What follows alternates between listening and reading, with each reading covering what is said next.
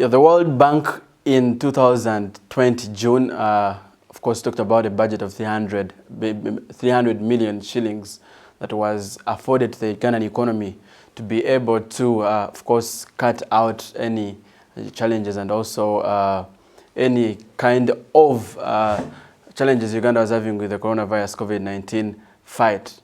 And this is one of the opportunities we're going to talk about today on the Equilibrium, as we yet again come in the third episode of the Equilibrium.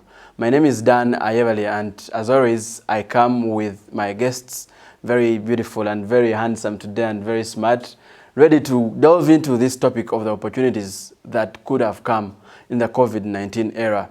You know, in every kind of crisis, there is always an opportunity that arises, but it's all about how you are able to, of course, grab this opportunity and make it count. So let's go down to it, and I introduce you to my guests today. I'll start from the extreme left there, where there is Francis Mohile, who is a lecturer at Macquarie University Business School.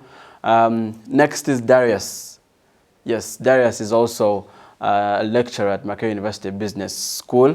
And last but not least, a lady on the panel, who is Christine. Christine works with the Equity Bank, and will also, of course, tell us about how the banking sector grabbed opportunities from this COVID-19 pandemic and COVID-19 challenge that came our way, not prepared to be able to fight it. No one knew this was coming.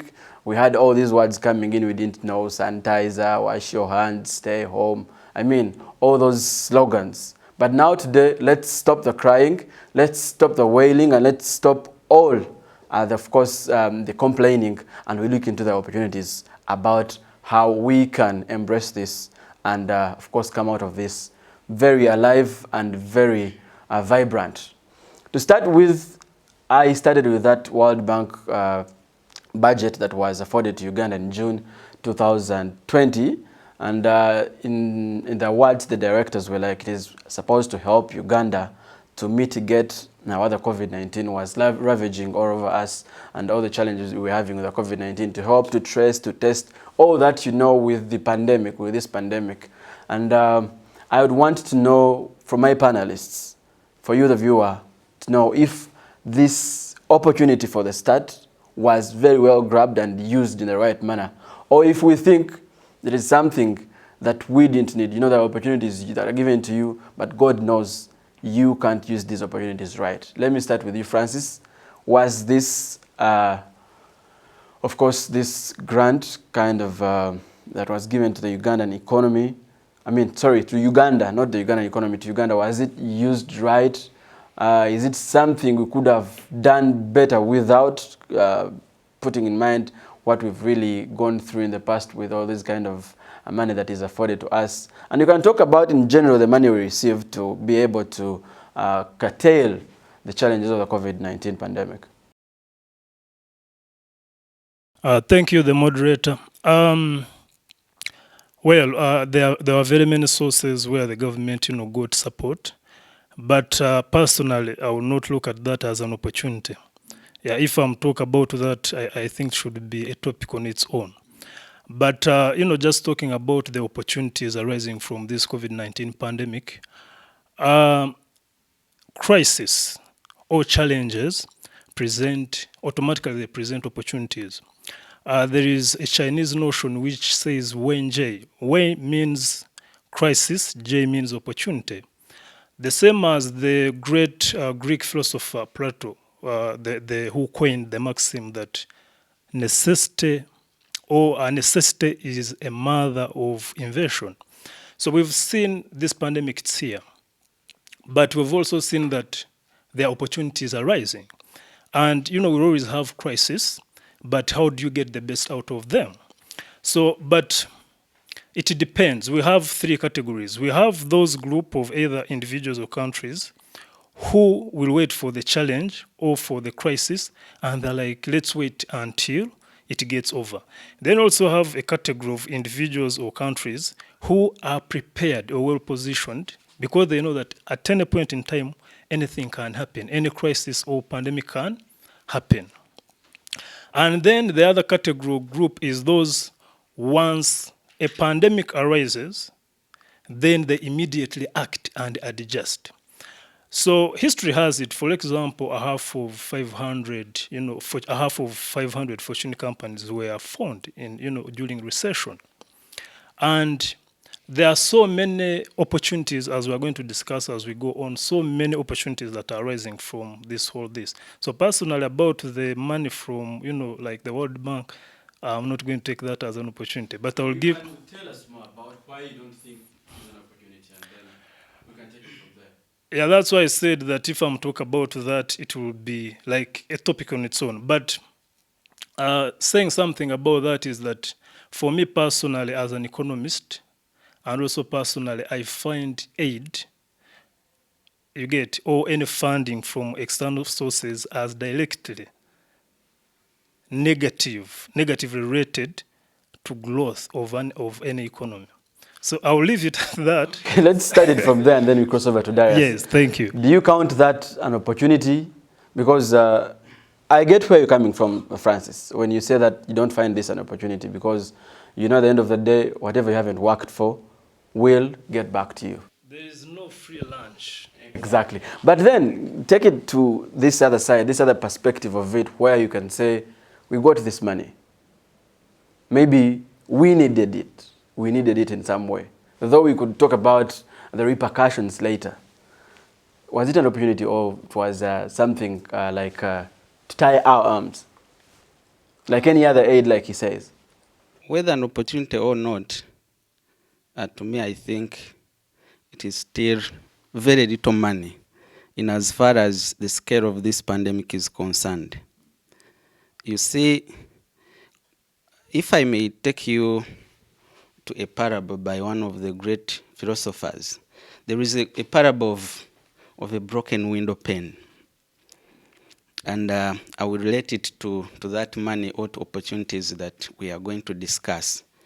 In the parable of a broken window, a shopkeeper's son carelessly breaks a window pane, and the person who is in the backyard calls it good economics because this son is creating an opportunity for a person who replaces window panes, or a glazier.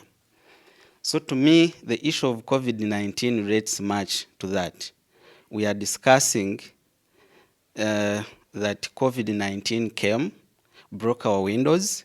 Now we are looking for the glaziers, or people who replace the window panes to fix them as an opportunity. And I want to say it is not good economics because in the end, actually doesn't turn out to be an opportunity. That money that a shopkeeper is spending to, replace the window pane is money he or she could spend on other activities. It is money that perhaps could be invested elsewhere, but of course also people tend to respond to certain issues.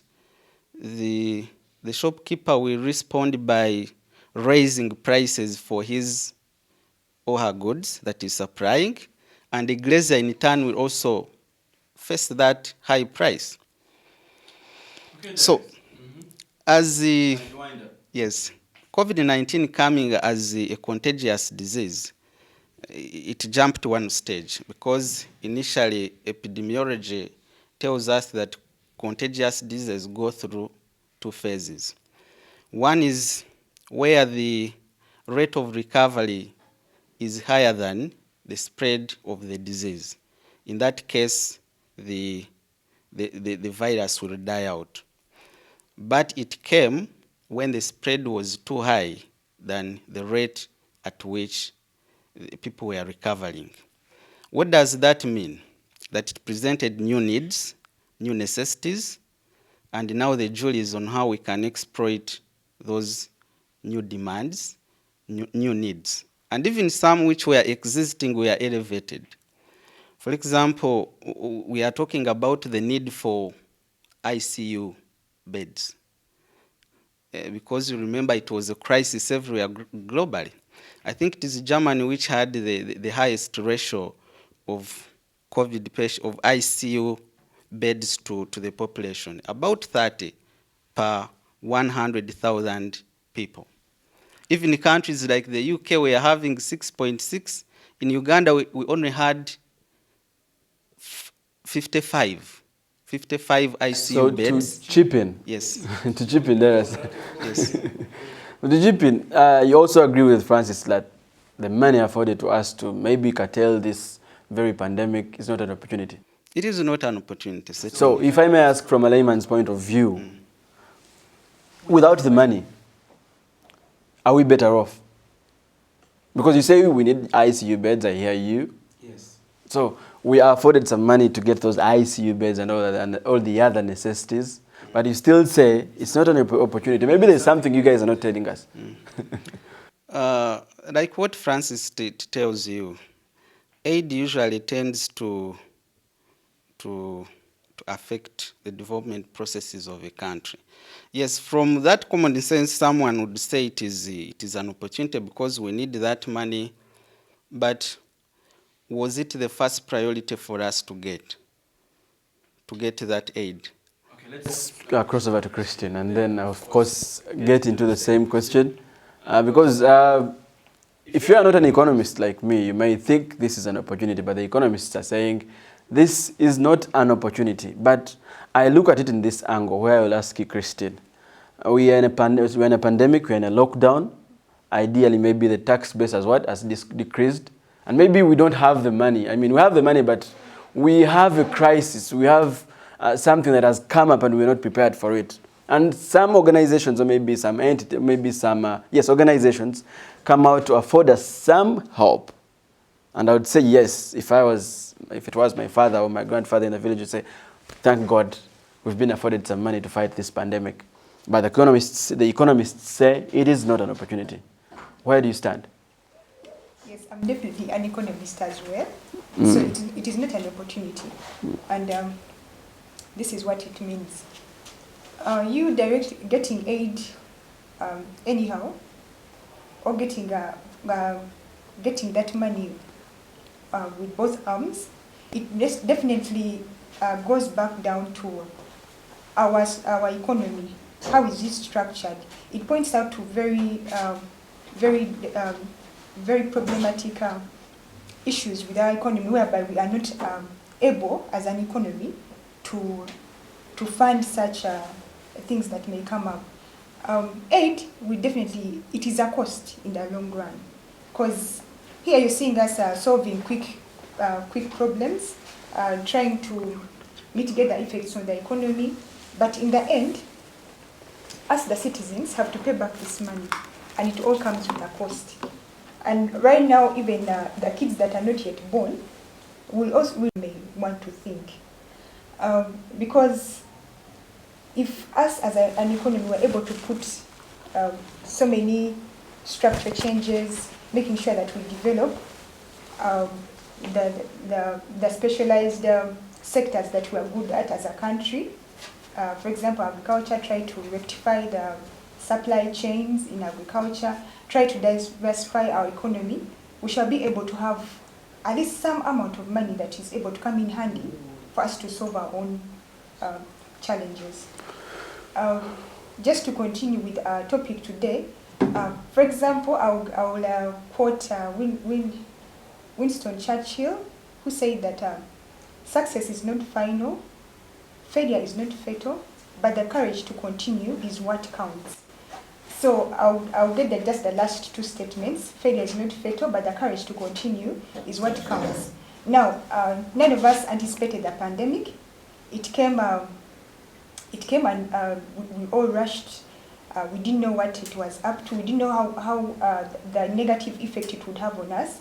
But right now we've had the time to collect ourselves. So it is time for us to think of the positive impact of this pandemic. What can we do about it? What can we do to come out stronger as an economy? What can we do to develop the sectors that were previously our good kind of sectors? Not really good, but our special, where we have the comparative advantage as a country. What is that we can develop? What can we do, say, to the agricultural sector such that we're able to maximize it? All right. That's Christine over there, and she says she's in solidarity with the other economists about it not being an opportunity. So that's from the horse's mouth, and we take it like that. It is not in any way an opportunity, they say. You hinted about agriculture, and let's just go straight into the agriculture sector in this COVID-19 pandemic, where at one point, eggs were at 5,000, 4,000 a tray. At my place, around 30 actually, to be exact, fingers of matoke were 1,000 shillings. And you would say these farmers were not really getting out the money, recouping the money from what they had invested in it. But you would as well say, in some way, the youth, over time, maybe because we were all grounded and then went to our places, maybe some to their villages.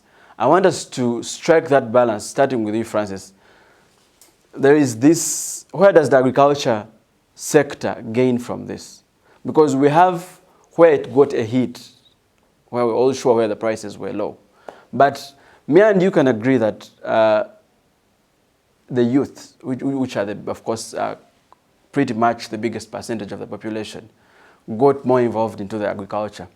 Short run, prices were low, and then that sector was hit. But the youth joining, long term to this, is that an opportunity?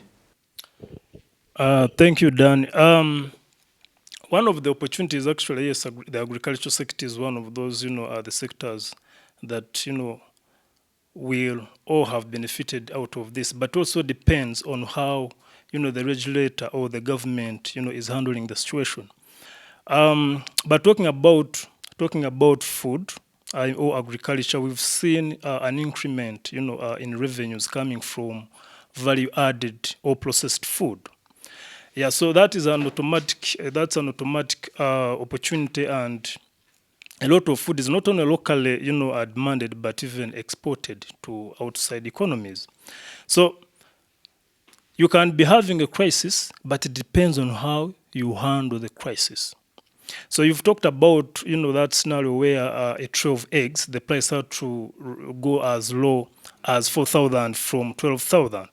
So that shows you that we did not handle, or the government here in Uganda didn't handle the situation very well. That's why in our previous episode, I said that I noted that, for example, perishable goods, perishable agricultural products, their prices went down. And that's why I was like, if the government was to give out food, they wouldn't have given people, let's say, posho and beans, because posho and beans, they can be kept for a long period of time, than matoke, than all these vegetables and fruits, which can't be. So that's why actually I was suggesting that if they had given people the money, because some people even don't take posho, they prefer matoke, which is perishable. But talking about the opportunities, agro-processing, products or ends are the ones which have actually, we've seen their prices and the revenues, going as high than ever before. Thank you. Okay, before you leave that microphone, I talked about this of the youth joining agriculture, and ideally having even those who were in agriculture already putting more emphasis on agriculture and giving their time into that sector. Long run, do we see this being sustained, or we shall see people running away from the agriculture once again? First of all, that is a $64K question. Talking about the agriculture sector here, first of all, you have to look at it, even before we talk about the pandemic. Is it attractive? I mean, we are saying that farmers are the poorest in this country. You need to qualify that statement, because for a fact, I know farmers who are really gaining much money out from gaining a lot of money from agriculture. The question is how many? Because we've seen, if I'm talking about this, I can take the whole day. We've seen that the problem with this country, it's actually not the farmers who are earning, it's the middlemen. People who never go to what? People who never go to even to the gardens to farm. I'm sure most of my colleagues or viewers out there will agree with me. That is actually one of the biggest challenges we have in this country, the role of these sharks, so-called the middlemen. So talking about encouraging youth to go to this agriculture sector. Where they are, where maybe we could say they went to, some of the youth, will they stay there? The number is very insignificant. I know a few who are trying, but the question is, how can we make it attractive? Because we have a potential. There's no question, there's no doubt about that. Uganda's agriculture sector has potential. In fact, even to take all this youth unemployment we have in this country. Okay, to Darius, the agriculture sector, let's put it in general. What opportunities, long-term and short-term, were created by the COVID-19 pandemic? Thank you, Dan. The beginning of wisdom is to accept that the health of any sector depends on the health of other sectors. We have always said that economies work like human bodies.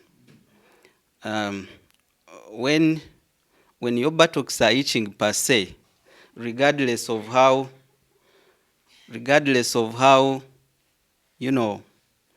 unimportant they may be to the human body, your brain will lose comfort and the effects will trickle down to all other body parts.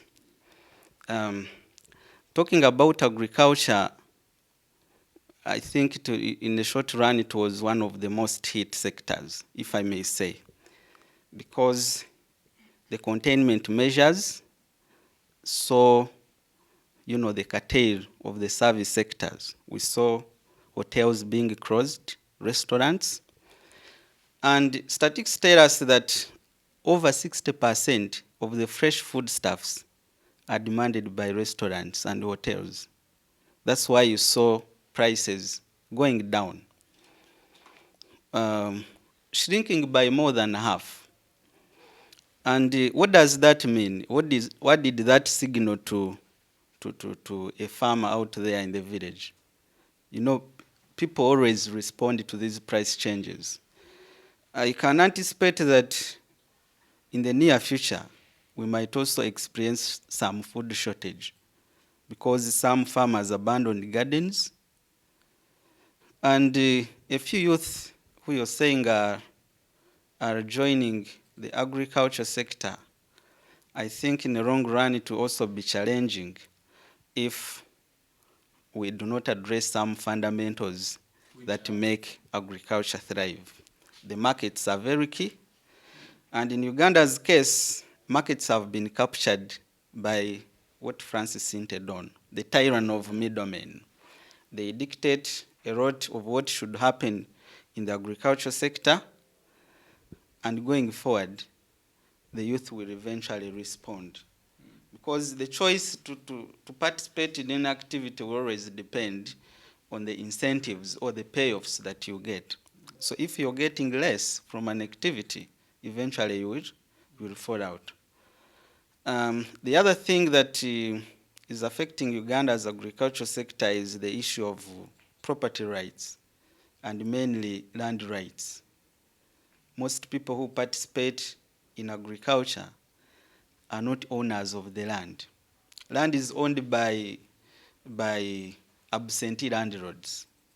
A huge chunk is owned by the government, another huge chunk by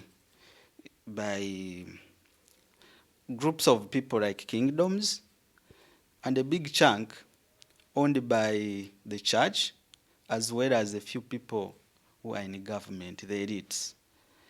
So tell me, if that land question is not addressed, how will a farmer transform, or how will he modernize some of those agriculture activities?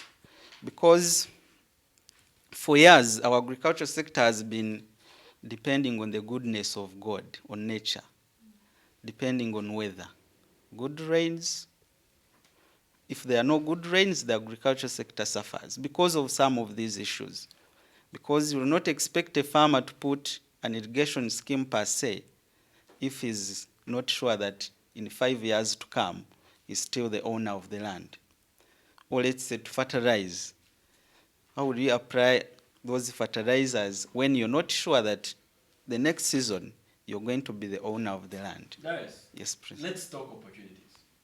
I can imagine we've been talking about maybe where it is going wrong. Yes. But let's talk opportunities. The opportunity is mainly in readjusting these supply chain systems that were blocked or that were affected by the containment measures. People who are investing mainly in the digital delivery mechanisms, I think they are going to benefit much, because you're linking the market to, you're linking the farmer to the real consumer of agricultural produce. So I think that's where we need more investment in ICT, such that we break this tyranny of middlemen. How feasible is it for a farmer who didn't probably go to school to, take up these digital measures? It is an issue of investment in human capital development that we need to ratchet up. All right. Thank you very much, Darius. Any other opportunity you want to talk about, or we can cross over to Christine? Christine, Darius gave a very good example about buttocks. And in some way, if you think it is connected to agriculture anyway, you think about it deeply. But, Christine, we are still about agriculture. The lockdown is on, and then we see prices going down. And with time, luckily enough, I think right now the agriculture sector is getting back on its feet. But what are the opportunities right now that can be taken up by anyone in the agriculture sector, or anyone planning to join it? What is there for grabs in the agriculture sector so as to move on from this very crisis we are in of COVID-19? Thank you. When, as a sector or as citizens, what exactly went wrong in the agriculture sector, then we were able to devise means of how to solve the problems that we encountered. For example, previously, most Ugandans got into the agriculture sector basically because maybe they're targeting a market in Kenya, targeting a South Sudan market, targeting schools. You are supplying produce to schools, hotels. Now with the pandemic and all these hotels and schools closed, now a farmer finds themselves with undemanded for products or produce. So now what happens? As a government, what opportunities can we look out for to ensure that our farmers gain the best or gain the most out of the sector they've chosen to involve themselves in? One, we need to develop the storage capacities and storage machinery, stores. For example, say tomatoes, these are very perishable products. But as a government, we can come up with how to store those tomatoes, pineapples, those perishable products. That can be one of them. The second is to come up with factories. How do we process them such that we put them in a more durable form? This will help our farmers not to make losses from something that they have really invested them a lot in. Then the other thing, since agriculture employs the biggest percentage of our labor force as Uganda, and initially, when you talk about the financial sector, most financial sector companies are kind of skeptical to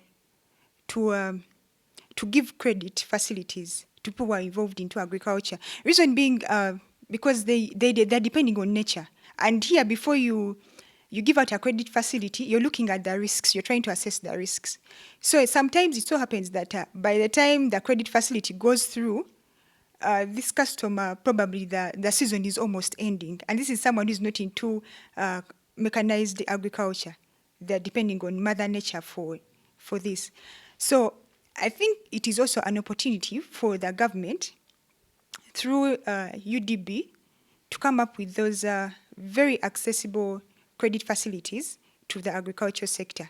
I think when the government does that, it will encourage the other financial players to get the comfort and the courage to ensure they provide credit facilities to the people involved in agriculture.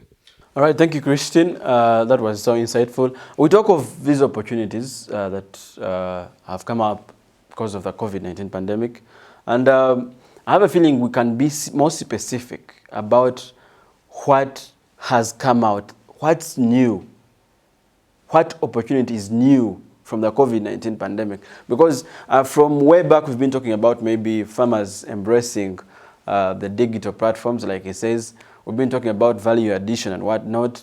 I mean, these are old things we've been talking about. Francis, do you think there is anything particular to you, Francis? Is there anything particular that has really come up, an opportunity that has really come up from the COVID-19 pandemic? Anything very particular? Thank you, Dan. It's not only one. There are so many opportunities that have come up. So allow me first take you to the global stage. When World Health Organization, declared, COVID-19 as a pandemic on 11th March, we saw panic, on the global stock markets, let's say European stock markets. The prices were reducing very crazy, drastically, Even the USA, on the Wall Street, the New York Stock Exchange, we saw Dow Jones, losing 500 points, for the first time. So, but what does this mean? Of course, we saw individuals and companies and even countries far away as far as China going to invest in these stocks, European stocks and USA. So that was opportunity because now they could, they were in position to invest or have a share in these foreign companies. And of course, we also saw global prices, let's say for, products like, crude oil and other metals. The prices, went down for crude oil. We saw, like, for example, USA shale, the oil prices went to negative $37 per barrel. So isn't that an opportunity? Yes, it is an opportunity. That's why a country like China and India, who are the biggest, consumers of oil, however much the demand for crude oil was down, but they took advantage of those low prices. So a question would be, like, for Uganda, how would Uganda benefit from that? Because remember also our biggest import bill, the biggest part goes on petroleum products. So that would have been an opportunity for a country like Uganda, but are we prepared? Or we belong in that category of, group of countries who just wait, and when there is, a crisis, we just have to wait and get it, go off. But I can assure you countries like China, India have benefited out of this. They are the winners. Okay, remain with the microphone, and then I really restructure this for you. Locally here, if we go back to agriculture, yes. We talked of the opportunities we can really get out of this. And I was thinking, we talked about opportunities that were really there even before the pandemic. Maybe we can really improve on maybe how we can grab the opportunities. Agriculture sector in Uganda, what is specific? What is new that was brought about by the COVID-19 pandemic? What could be new that someone can really jump on and say, COVID-19 pandemic came, this was a blessing in disguise? Thank you, Dan. To be specific, the one single opportunity, related to agriculture sector is food processing or value addition or agro-processing. Because here you're adding value, you're extending the shelf, life of these products. Because as Darius has hinted that one of the other challenges we have, we be having in plenty during the harvest and scarcity during the time of planting. So there is that gap. How do you bridge that gap? So we have to add value, And someone will ask yourself, how can you add value to eggs? Because eggs is one of that agricultural product that we saw the price actually reducing by more than 50%. You've started to see that now eggs can be packed in jelly cans. Yes? That's adding value. Meaning that they can be... Here you're trying to extend the life of eggs, not where they are just in shells, but you break them, pack them, and freeze them. That's what they use even in the aviation industry. They no longer carry shelled eggs. So here you're trying to add value to these agricultural products so that you can extend their life, their life on the shelf. But there are so many, including, fruits, banana. We've been talking about adding value to banana, or making crisps. You get, because also saw the prices of matoke, reducing by more than 50%. Those who enjoy matoke, you know what I'm talking about. So the specific opportunity in the agricultural sector is food processing or agro-processing or adding value to these agricultural products. But this cannot happen just in a one day or in a month. The government has a lot to do. He has talked of human capital development. You have to transit these farmers who are still, practicing agriculture in a lucrative, way. You get, they have to embrace technology. They have to embrace mechanization. So it's a long process. That's why we get actually, before we even talk about the opportunity, we should pick a lesson from this. Because as he has said, time is going to come when we no longer have food, when there's going to be scarcity here. Why? Because the farmers have suffered with those agricultural products after, seeing the prices going down. They think prices may not actually go high again. So they're going to get out of, the agricultural activities, and then we have that problem. Thank you, Francis, for that insightful submission. Dear viewer, you're still on the Equilibrium, and I'm your host, Dan Ayevale, and we're continuing to talk about the opportunities this pandemic of COVID-19 brought our way, what one can call a blessing in disguise.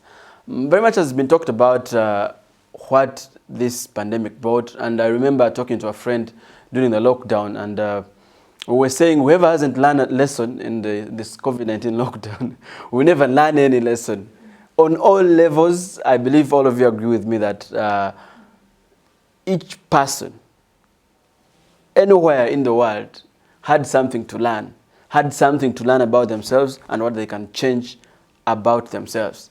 Part of this was the workforce, and the workforce is pretty much, I don't know what you can call it, the economists, but I believe it is something that is really in the bloodstream of the economy.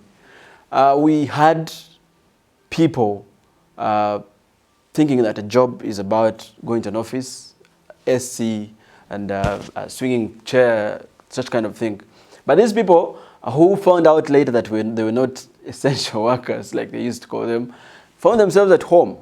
And guess what? Mostly, maybe what I think is that most of these people went back to the informal sector and started doing these simple jobs around there, midala, such kind of things. And question to you, Christine, maybe if I could start with you. These people being taken home, back home, and realizing that my office is not my entire life. And there's much more than my office. Maybe I could start something near my house. Could this be a blessing? Could this be something like an opportunity we can really start from, and we can talk about that maybe from the pandemic, people learned that there is more to an office job? Yes, true. The pandemic is something that got everyone off guard. So, when you're faced with something unusual, the first reaction as a human being, you're shaken, you go into fear. But after that, you try to think, scratch your head, yes, this is here, but now, how do I survive? What more is there to life than this? So you need to think, beyond this job that I had, what else can I do to make sure that I survive? So this actually helped us to know the importance of vocational skills. So much as you've gone to school and you have your degree, you have your master's, it is good to have a skill, something that you can use later in life or alongside your job to bring in more income for you. For example, tailoring. There's so many young people that are out there doing tailoring, and they're making money out of it. Construction, cookery, making cakes, all those things. So it brought in an opportunity that we had time to think of something. At least one thing that I learned is to use your passion. At least among all those things, there's something that you love to do. So it is important you as an individual use your passion to make it as a source of income for you. For example, another aspect, we've been watching news, so we've seen so many teachers actually going into the agriculture sector, trying to come up with other, because sometimes agriculture is not all about you having a very big chunk of land. It is always good to use the opportunity that you have at that time. If you want to, even if you want to be this very commercialized farmer on a big scale of land, start with what you have. I remember watching news and seeing teachers planting in catayas, trying to come up with that small scale kind of agriculture, which is easy to manage, and they are basically growing vegetables that take a very short time. So this created an opportunity for, say, the teachers, because I may not be so sure, but I'm certain that there are some teachers who will not go back to teaching even when the schools open up, because they realize that this other venture that they went into, say agriculture, is actually earning them more money than being in class. Because there are some that actually went into making masks. So it created an opportunity for individuals at a personal level to think of their lives and the lives of their households beyond that formal job that they've been having for years. Thank you very much, Christine. You talked about teachers, and I'm glad that we have teachers here on the panel.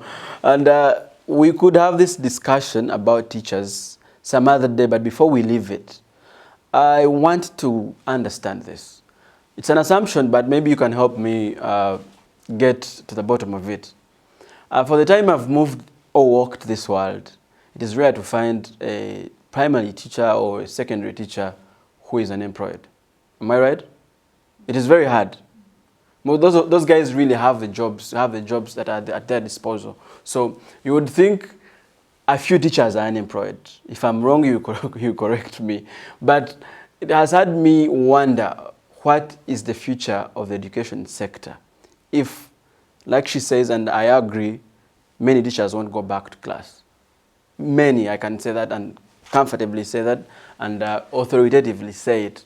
Many teachers won't go to class because what they picked up to do right now, they found out that it was more lucrative than teaching. So, who fills that gap? We already have a challenge of teacher per number of students, where we have very many students per teacher. But right now we have very many teachers who are leaving the profession, or call it a vocation. And I would assume there are not many to replace them. The rest. What do you think? Thank you, Dan. The future of education. Is it an... I want us to hint about that void, and then we can really leave it and talk about it another day. The gap that will be created by the teachers that will leave class.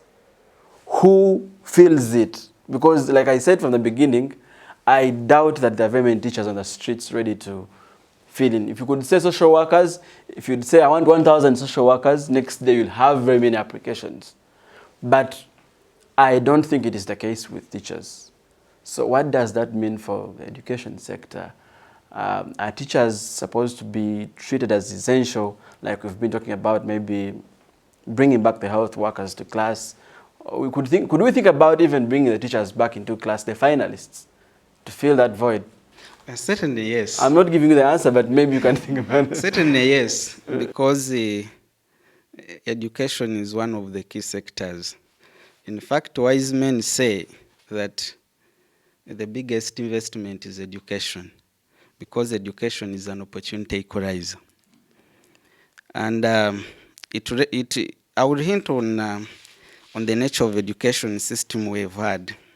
I've heard Christine talk about vocational training and skilling, whether we should emphasize it or whether we should emphasize knowledge-based education systems. I think worldwide, countries which have emphasized skill-based education systems are facing a challenge compared to those that emphasize knowledge-based education system. Because a knowledge-based education system creates a trainable labor force. Just imagine when COVID-19 came, we had a shortage, worldwide we had a shortage of the personnel in medical-related services.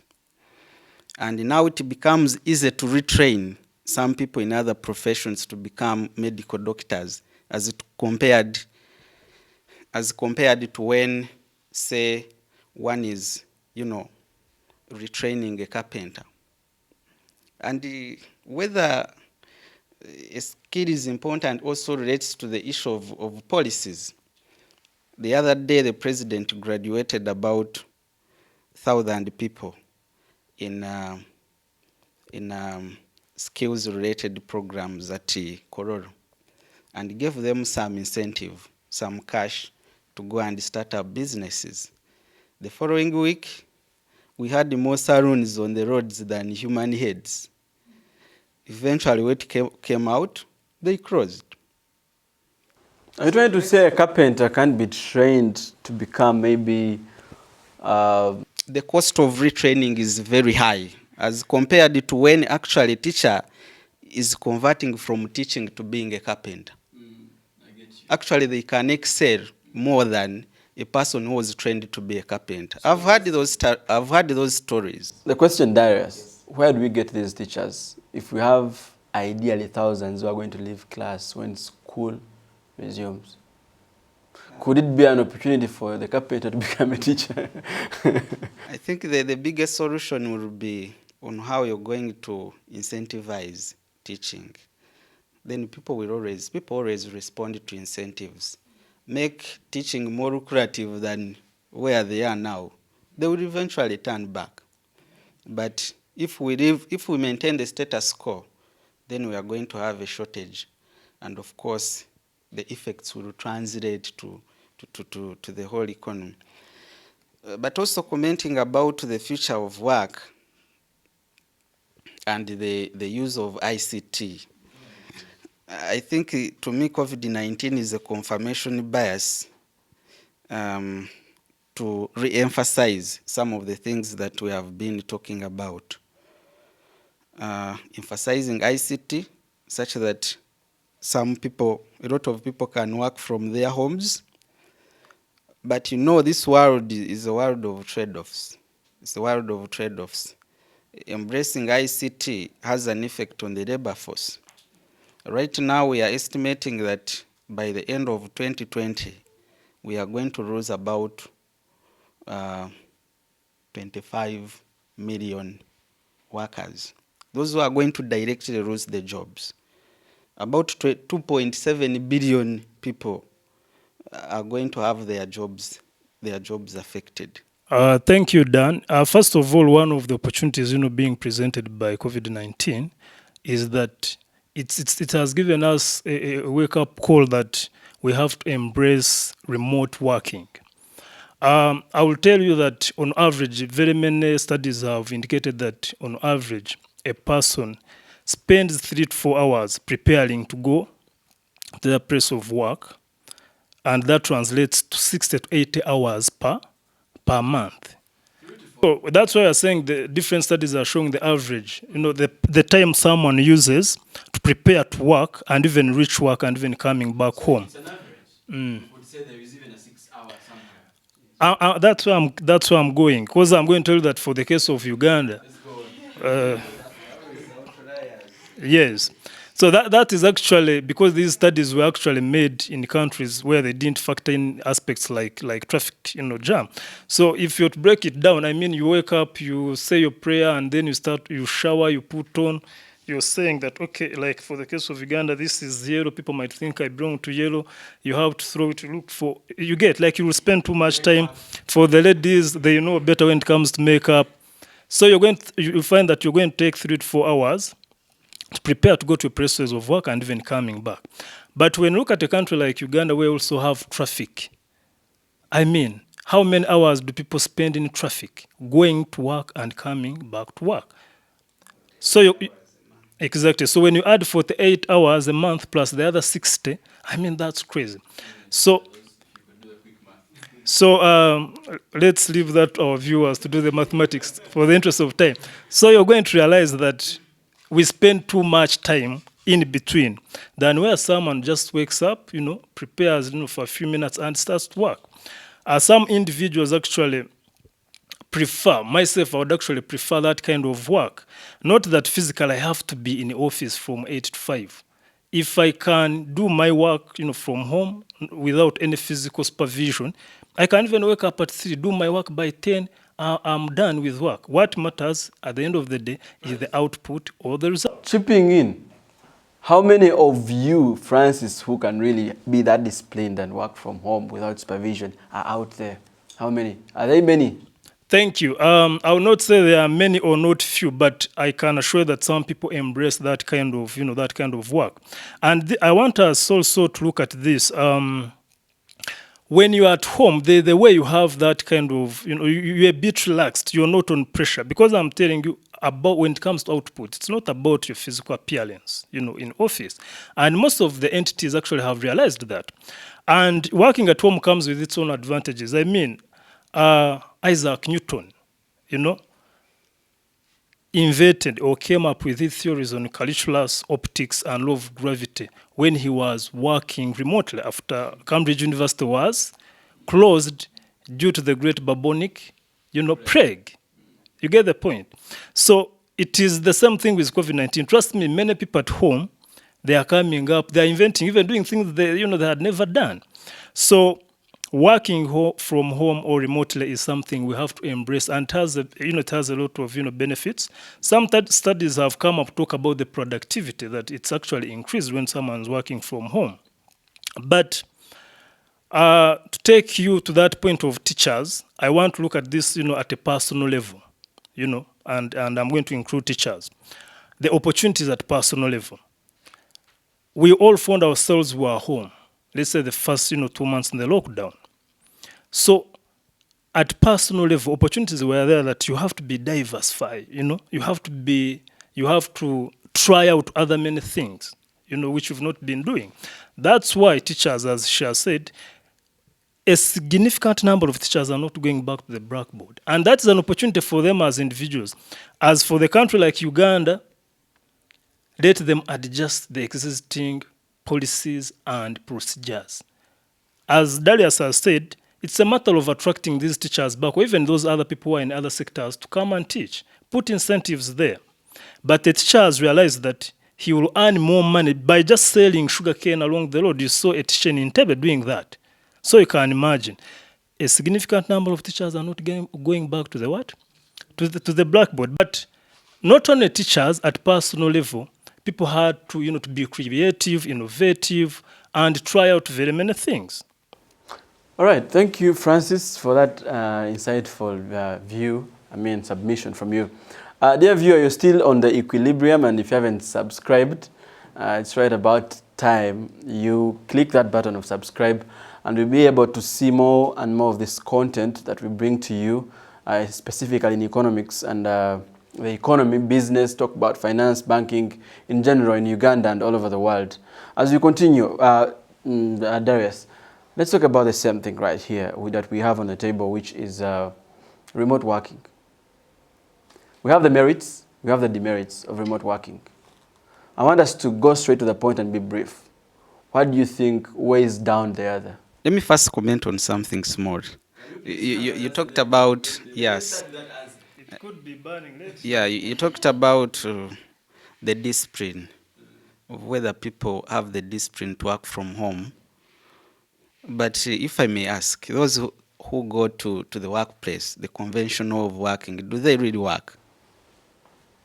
You have the answer, maybe to the viewer. To the viewer out there, do those people really work at the workplace?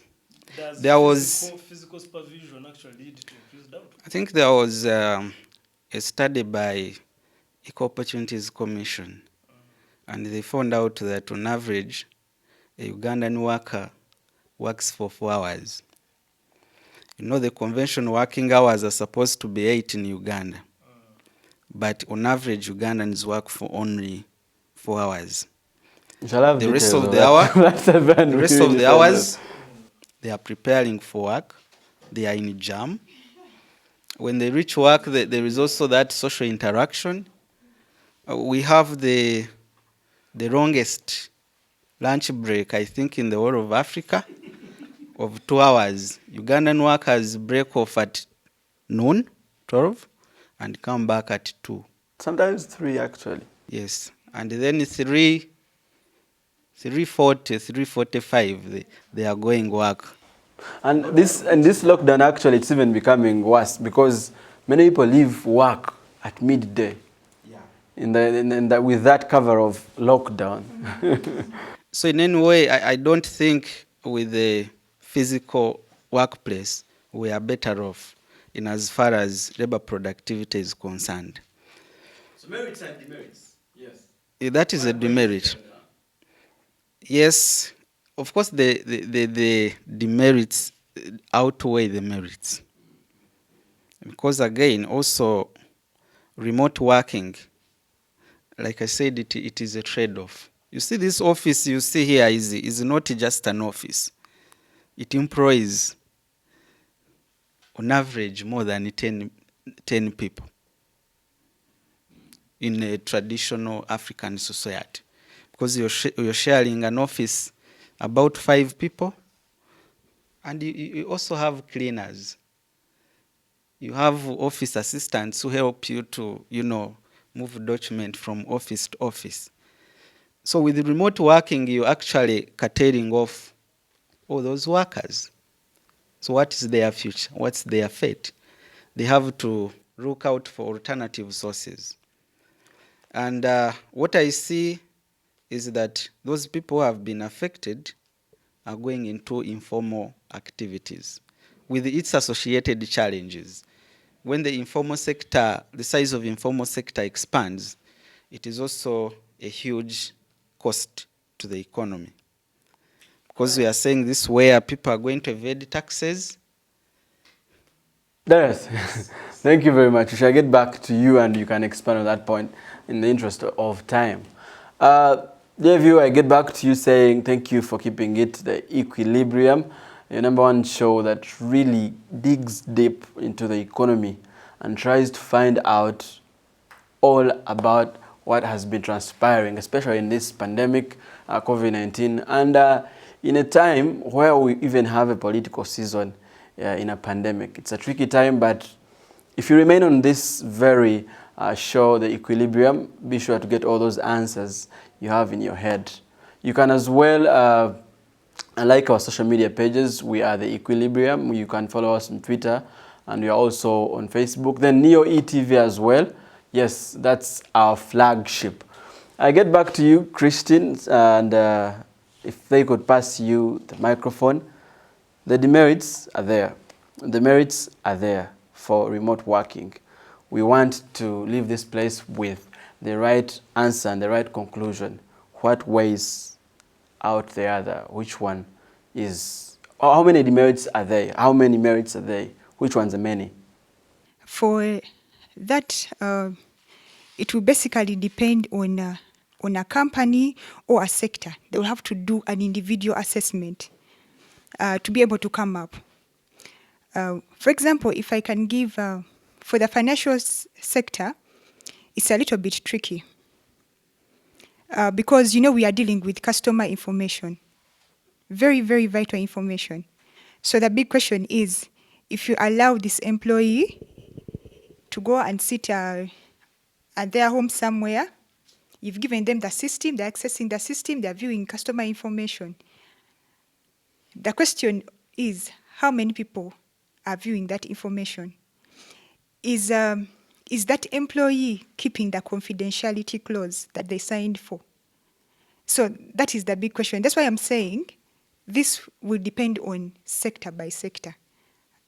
So maybe there are some sectors that can easily work from home, especially if you're dealing with maybe report writing, because that is work that can be easily measurable, even if you're not physically in office.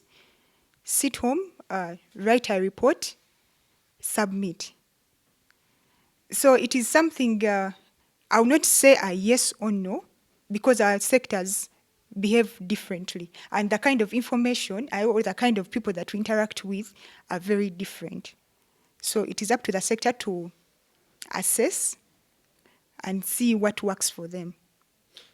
Yes, thank you very much, Christine. Dear viewer, like I told you, like I said, you can always interact with our live program, and you can go into the comment section right there on the video and write your comment. What do you think? Is remote working really feasible? Do you think it is something we can really take on and be able to embrace what other people have been doing out there? I mean, someone said Africans haven't embraced it. I don't know if we should or we shouldn't. But at the end of the day, like she says, I think it's about the productivity, the assessment.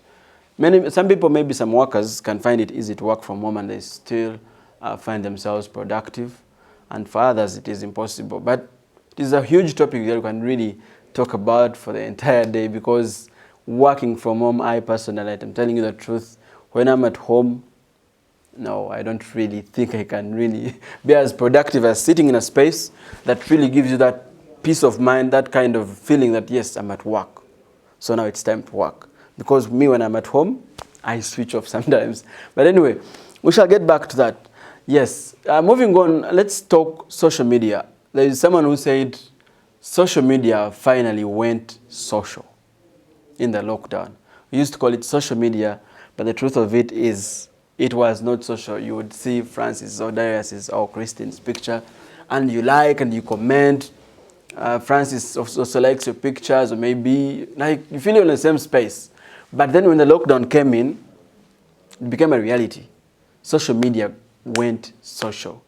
And it is something over the years that we've always thought maybe the youth can embrace and use positively. I remember there were TV battles and then all that, saying this TV about it. There was we had a lot of time on our hands to be able to use social media. And in some way, positively, it really helped out the speed on which we're embracing these social sites for the right purposes. Then negatively, you can also say there are very many things that the demerits that are with the social media, and we want to go down into that. And I'll start with you, Darius.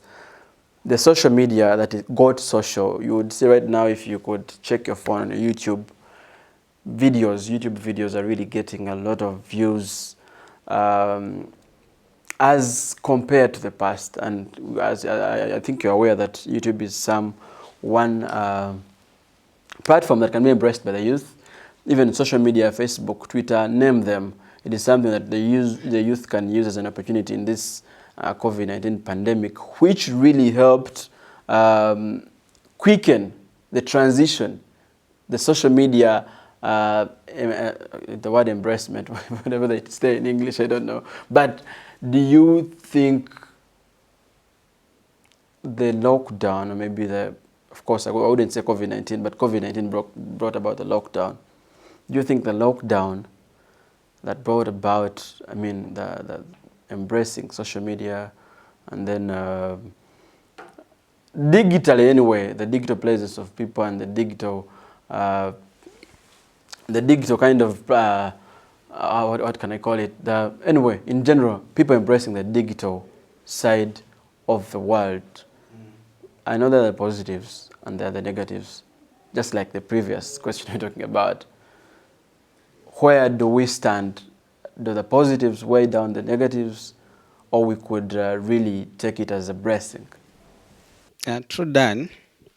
The future of this world, I think, lies in ICT, where social media is a component, digitalization of work and other things. But speaking about social media during the lockdown, being a pandemic, I think COVID-19 brought a lot of anxiety and a lot of uncertainty. And you know that usually people want to respond to those uncertainties.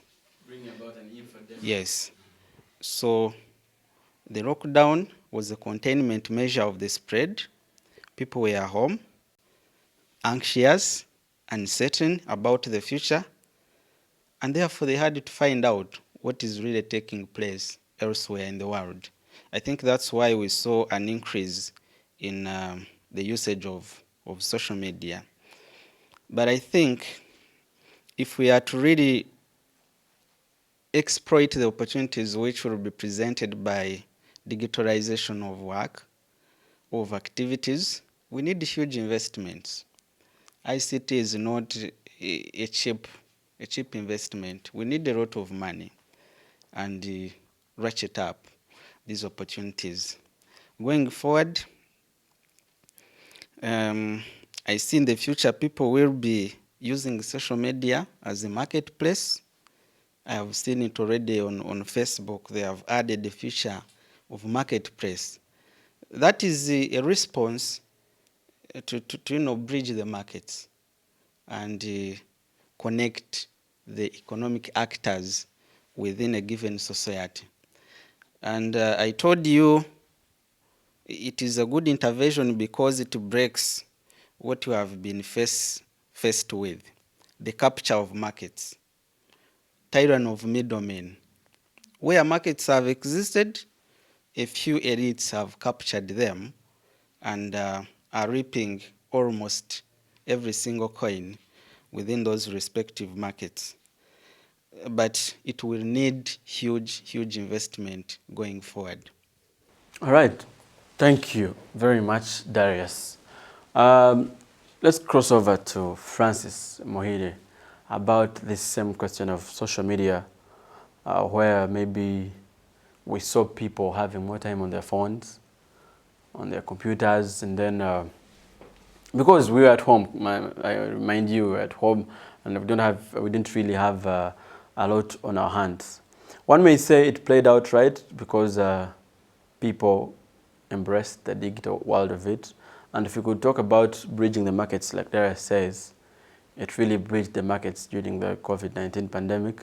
I remember I have a friend who sells agriculture outputs, and he used WhatsApp, Facebook to really market his work.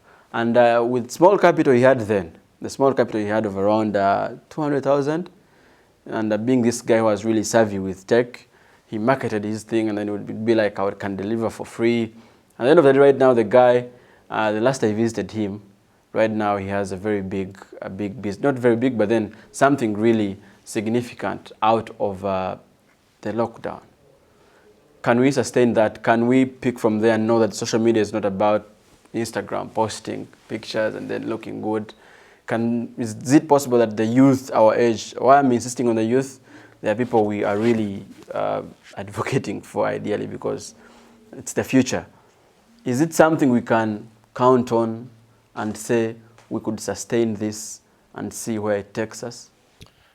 Thank you, Dan. It is very sustainable. Social media, as you've put it, social media finally became social. Why? Because the first phase of the lockdown, because everyone was home, wondering what next. So there was a lot of views, on all those social media platforms. But when we started the second phase of the lockdown, companies, individuals started to see how they can connect, with their employees and how the employees can connect with the clients. So that's why you've seen, the rise of, let's say, Zoom. You don't have to all struggle to meet in a physical place for a meeting, yet you can have it in different locations, or even actually you can be out of the country. We've seen Zoom, we've seen Teams, so we've seen a rise of very many, opportunities. But initially it was about just social, but now we're also maximizing these, social media platforms to do work, for business, So which is a good thing. It is sustainable in a way that I call this as a wake up call that, in fact, like Africa, we need to embrace, such changes. ICT is here and will keep on improving. You either go with the wave or you're left behind. And the pandemic has given us that opportunity to wake up that we have to get along with the rest of the developed world. So we've seen, a lot of online business, they call that digital economy, which we need to embrace. But also don't forget about the other aspect, talking about, very many, especially the youth coming on board, opening up, social media platforms, coming up, and displaying their talents, and innovations. But it's unfortunate, just the way I told you, that it all depends on how the government handles the crisis, how it can, make this crisis and turn it into an opportunity, or turn it, into a possibility of its citizens, maximizing such opportunity. So I mean, like you saw what was happening, and it didn't take, 3 months for UCC to come and post and start, to threaten that they are going to start actually taxing the social media platforms. Can you imagine? A lot of youth, I'll give you an example. When you go to Nigeria, for example, because Nigeria is another economy which has one of the highest unemployment on this planet, on this continent. But a significant number of youth have actually, they have invested their time. They have all switched to social media. When you go to YouTube, you're going to find that a lot of, channels are owned by Nigerians, and they're making money because YouTube pays. So it depends on how the government handles the situation. ICT, it's an expensive infrastructure which the government has to invest in. Data in Uganda is still, Uganda has, it's one of those countries where data is still high. It's expensive, I mean, It is very expensive. So for the government to present a possibility for its citizens, especially the young people, to maximize this opportunity in social media, it has to invest in infrastructure, not doing the opposite like what they're trying to do, to threaten that they're going to tax people. So all in all, social media has finally become social. It has made life easy if you embrace it. The negatives, I mean, when you talk of the negatives, of course, it is addictive. You have to be very careful. You have to be aware of what you're looking for. You have to filter as a person. And it shouldn't also be a platform for few individuals to come and, insulting other people. You get that's the negative part of social media. But they also regulate the content you put there. So that is the other good thing. Yes. Thank you. Christian, we're talking social media. You see, social media largely depends on networks. And networks, by their design, are natural monopolies. Natural monopoly is an activity or a venture whose initial capital requirement is too high. So natural monopolies can never be left to private entities. It requires government to invest in, because private entities largely depend on how fast I can get the initial capital and how I can make a profit, how quickly I can break even. Yes, before I come back to Christian. Yes. If you are, we change this mentality. It requires a lot of interventions. I think the kind of content we get on social media simply speaks to the unemployment that we have. People don't have jobs, neither do they have work to advertise on social media. No way or the thinking that we had about social media platforms. There are these big personalities with a big following, and maybe posting nice pictures, and maybe feel somewhere like makes a person feel maybe appreciated. But we need to know that there's something more to social media than just the likes of just a nice picture, and more than the insults. Yes. Because when you check out some social media platforms, maybe a political personality can say something, and the next thing you know, so many abuses down. Like, oh my God. Yeah, so I think us as people, we need to respect other people's opinions. And yes, the government has to come in as well. At the end of the day, when you're the government, Where are you? yes, the government has very many problems, and it has to take good care of us. Okay, the government has to come in at some point, but one of the ways we can also embrace it, you see the way various personalities or companies have been doing the adverts of COVID-19, put on your mask, those various adverts. So I think we can also borrow a leaf, come up with these very respectable campaigns, using these very respectable personalities in our communities, in our country, to be able to advocate for a change in the way youth, us as youth, respond to social media, to be able to run a campaign that there is more to social media than you getting the likes because you've put up a picture, than you going onto the platform and you're insulting people. We can use this as an avenue to sell our products, to connect with the market. And if you want to connect with your clients, you will not connect your clients by starting to insult them. No one wants to be insulted. So it is something that we need to learn to respect other people's space, respect other people's opinions. Before we get to the end of the show, dear viewer, thanks for watching. Once again, I'm very grateful you are on the Equilibrium, and you don't know how that means to us to be able to watch these videos, like them and sharing them. You can always share with your friends and tell them, tell your father, tell your mother, tell your friend, tell everyone around you about the Equilibrium, because it's getting bigger every day. Before we get to the end of the show, my dear panelists here, I'd like us to talk about this political season, that relation of the opportunities, because it would be a crime to leave this space without talking about the political season in an era right now where the flames are really rising up and people are fighting each other. We had this case of Ntungamo.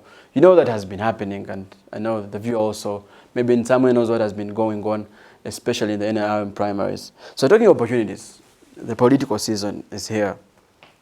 And we have a chance where there is a political season in a pandemic which for some way or the other has really helped us to know among our leaders who is credible enough, among our leaders who can we trust.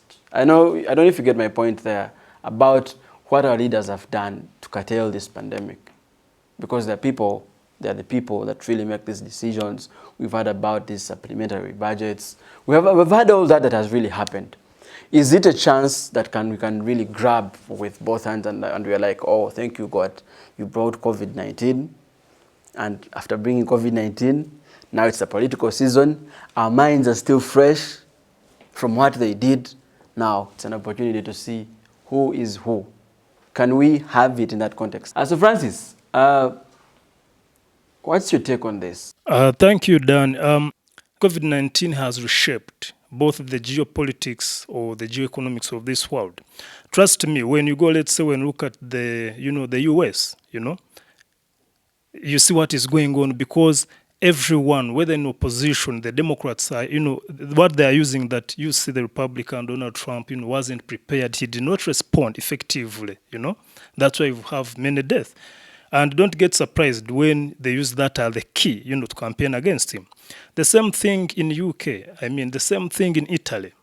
So the geopolitics or the geoeconomics have been reshaped. You're going to see winners in this whole, pandemic. You saw when it happened, it started from China, but immediately, rapidly, the way they responded, they were now, supplying all over the world. They're the ones who are supplying with the personal protective gears to all these countries, even USA, even European countries. So talking about the politicians, the leader of China is already a winner. But in USA, it is a different case. In Italy, it is a different case.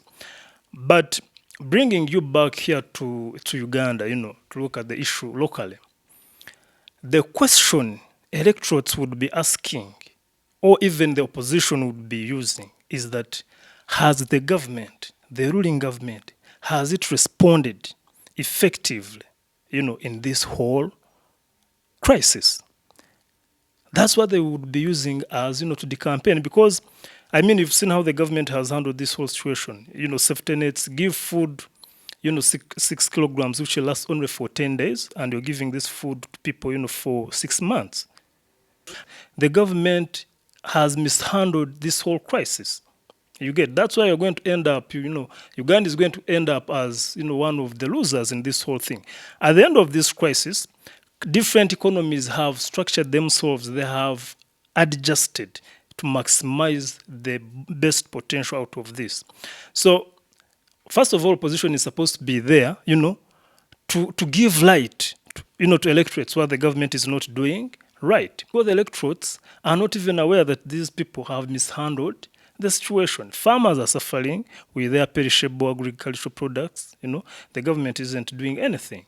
So, in fact, this would be one reason to change or reshape politics within this country. Christine said she's not a politician and she won't really want to talk about politics. So let's talk about where she is good at, the banking sector. We're talking opportunities. Briefly, in 2 minutes, kindly tell our viewer what opportunities are there in the banking sector. And not only your side, you know, you have your side as the bank, I mean, also on the side of the people, your customers as the bankers, the banking sector. The pandemic has affected the banking sector as well. But just on, out of every challenge, there's always something good that can come out. We've seen generally an increase in the use of digital platforms, generally. Previously, their customers would actually have their smartphones, even when they don't have codes that they can use on these other traditional phones. But still, they had this perception that, but if I have the app, I will misuse my money. But when the pandemic came in, it posed a challenge where people were stuck; they could not easily move. So it was a good on our side that our clients actually appreciated the digital platforms that we had marketed to them for very long, especially the ones that were not appreciating. So that is also good for an economy. When people also appreciate the digital platforms, as us in the financial sector, you're able to know how much money is out there in the economy. At least you'll be able to have a rough idea. Then how much money is making movement? Where are they investing? Where is this money moving to? If they transfer money to their phones, what does it do? Where does it end up? So it is also helping us in our data capture, understanding the economy better, and keeping track of where people usually want to invest in and everything. Then the other opportunity to basically be on the side of our clients, it is an opportunity because much as the lending has gone down, it doesn't mean that that the financial institutions have stopped lending completely. Now, the sectors that are actually on board, that actually came on board because of the pandemic, for example, maybe the companies that are manufacturing sanitizers, personal protective equipment. Now, these ones can easily get credit to ensure that their businesses or factories are able to produce at a larger scale. So that is good on the client side. Then the other advantage that I'm seeing, initially, the government wasn't really financing UDB as much as it intends to do right now. So it is also an opportunity to especially the informal sector, to use this chance to get credit at a low interest rate to be able to invest and make sure that they're able to improve their personal lives and that of the economy, because you improve your household incomes, but at the same time you're employing people. So all this is a two-way thing. So you end up being winners in all this. Thank you, Christine. Opportunities, and opportunities. That's for you, our dear viewer, about the banking sector, where you can come in. Ideally, what I can pick from your submission is that for we who want loans right now, it's about what we are doing. If I'm into a sanitizer that is really selling, I can really come and you're like, yeah, that's our guy now. Am I right? Let me finish that. No, that one was picked as just I'm also giving it as an example. Yes. That means if what I'm doing right now is not so predictable, in some way or the other, you're chasing me away. Not really. That's why I've talked about the option of UDB.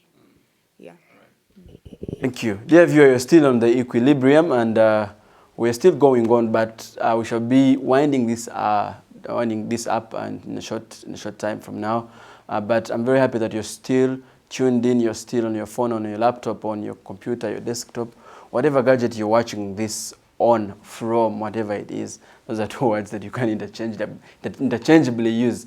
But we shall wind up shortly, but before we do that, I want us to have 30 seconds from each of you, my three panelists, about what you think in general has been the opportunity. Thank you. Before the pandemic, Uganda was heavily depending on China and United Arab Emirates for its imports. So, but you know, the outbreak started in China, you know. Therefore, the supply chain was completely shut down. And that gave an opportunity that Uganda should develop other new supply chains, for example, Turkey. So that is another opportunity we cannot leave behind. Then the other most important opportunity, like the one I would see as overall, which is actually reshaping the geoeconomics of this world, is vaccine development. Every country that is serious, whether big or small, right now, they are investing everything in order to come up with a vaccine first. And you know what that means? The pharmaceutical industry has more money than any other sector. So every country is fighting hard to make sure they develop a vaccine before other countries. So I mean, I'm seeing Russia is doing well, China is doing well, and even Germany, they are doing well.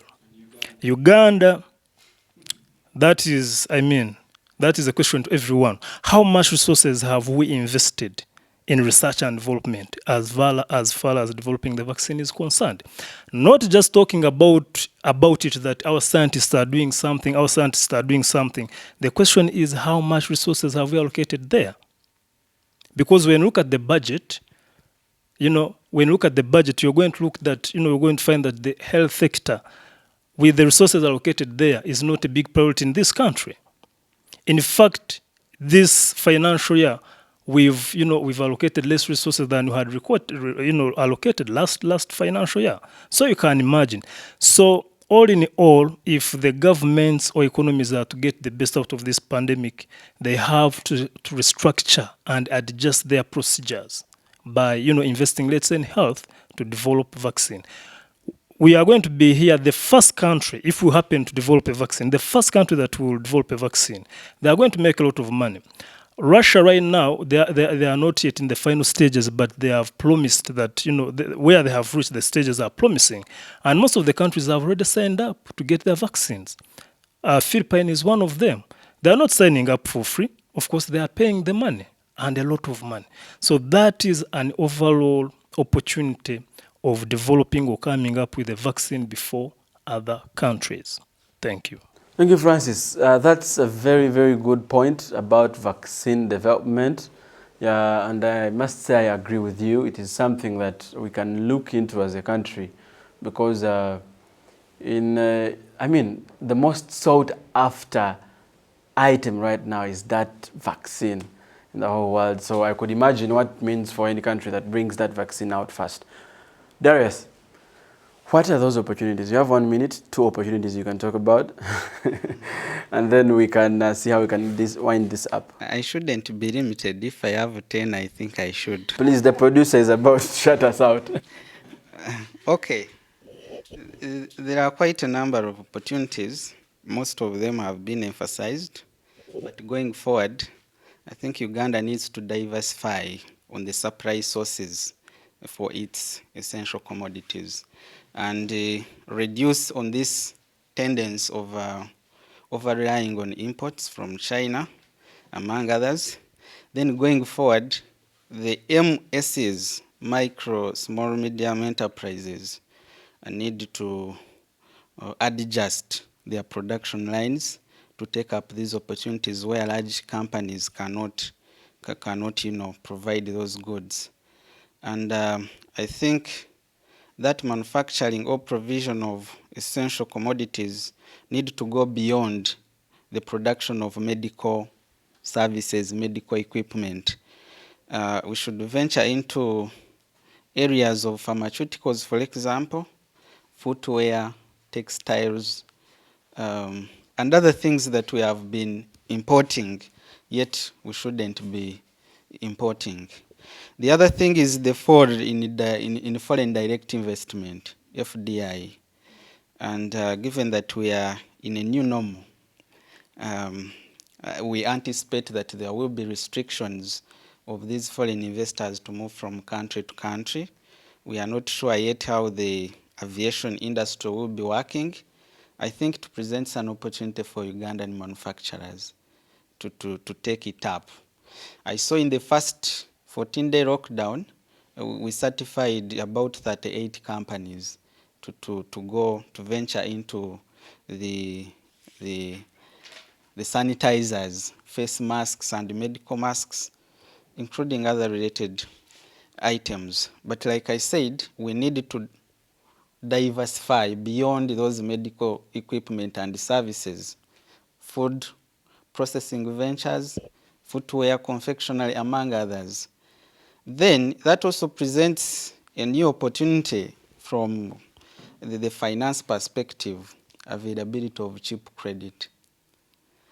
So many businesses are going to collapse, and I think in the first 14-day lockdown, Uganda saw about 4,200 factories closing. Only 215 factories were operating under strict standard operating procedures. And you understand how these factories are going to fall because of a reduction in the sales revenue, because people now are going to be taking some austerity measures. People will not be able to spend as like they have been spending before. Everyone wants to increase on the savings and so on. So businesses will come with the new ideas, and financiers or the financial sector will also need to readjust on some of the product lines they have been offering. She has already talked about online services. I think it is an opportunity that Ugandan investors will be taking out, but that will require huge investment by the government. All right, Derek. Raising the UDB microfinance center such that eventually the credit goes down. Thank you, Darius.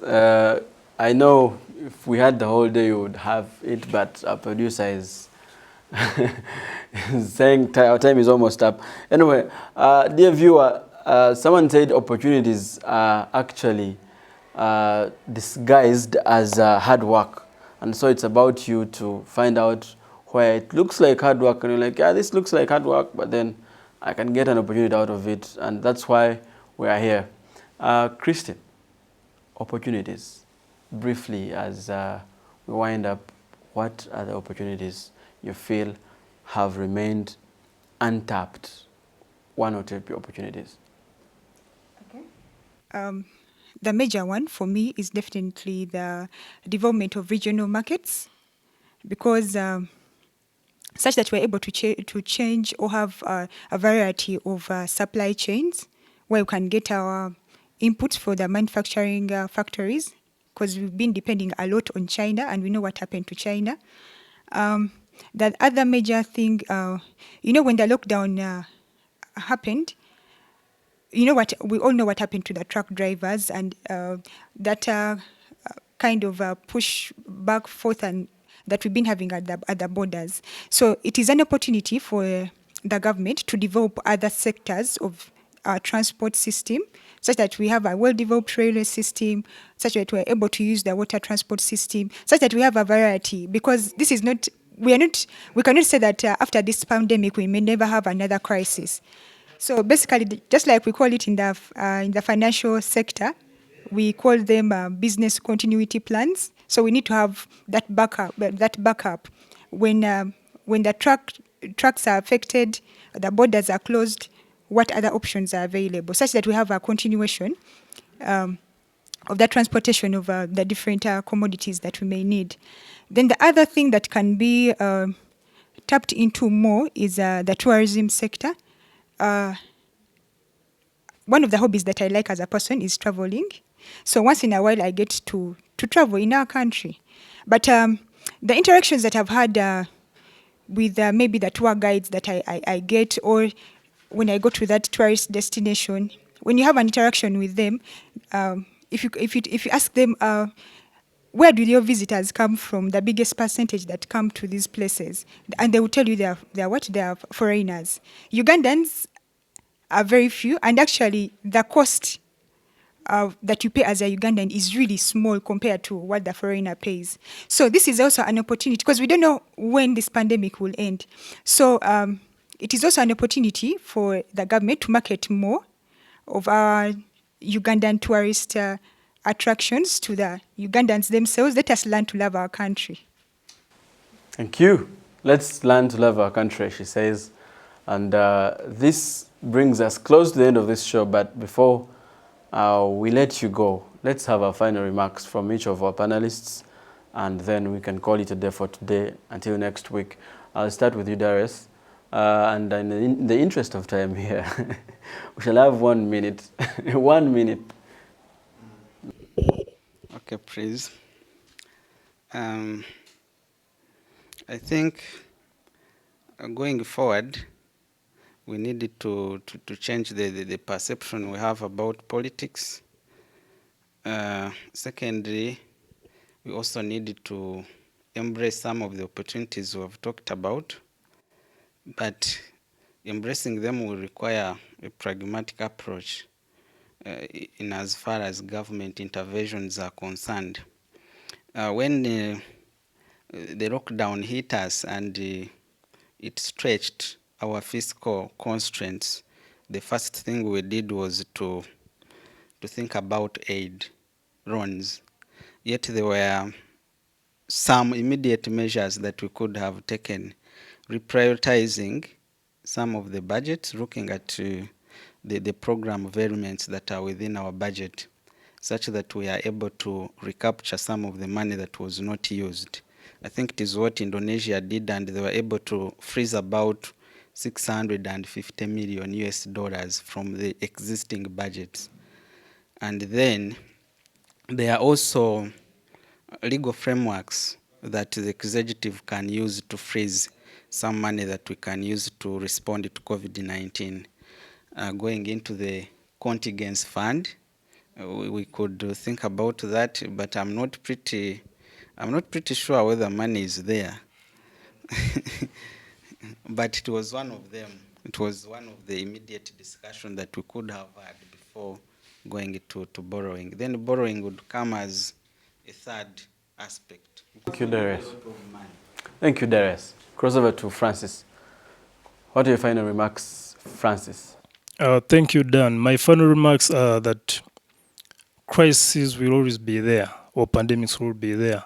So what the government ought to do is to always, be prepared, to maximize the best out of these challenges.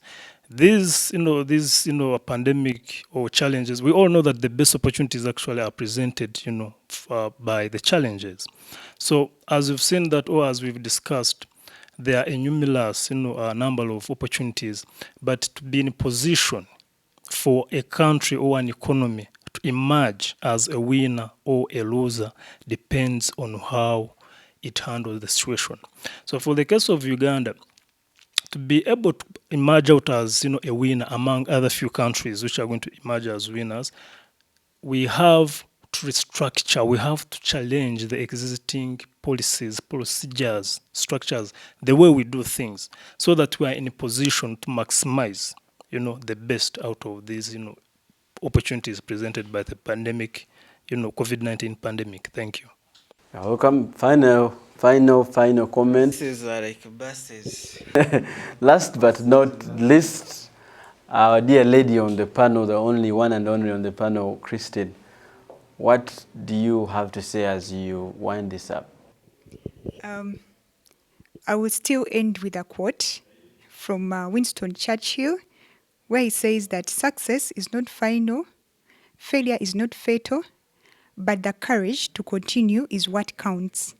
So I'm basically interested in the bit of failure is not fatal, but the courage to continue is what counts. So in all this, we've had disruptions in the general economic setup on the government side and also as an individual. as an individual in our different households or workplaces. We need to think. We need to be good learners, appreciate the challenge that has come through, learn your lessons, right? And it's very important that you change your kind of behavior, come up with resolutions, make sure you follow them.